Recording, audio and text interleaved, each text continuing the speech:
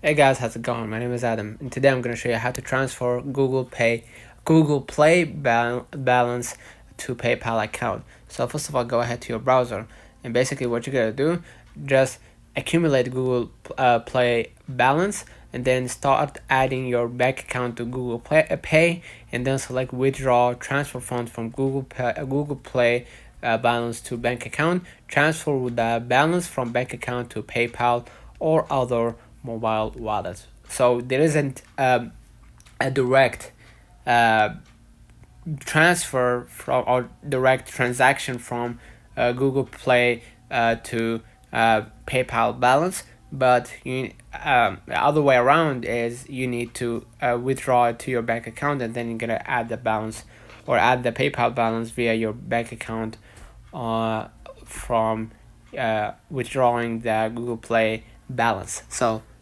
fortunately for now, there isn't that direct transaction between Google Play and PayPal, but we will let you know in the future if there is a new update coming. So let me know in the comments if this video helped you. Don't forget to like and subscribe. Turn on the notification bell to receive every video we upload. Thank you for watching. We will definitely see you in the next one.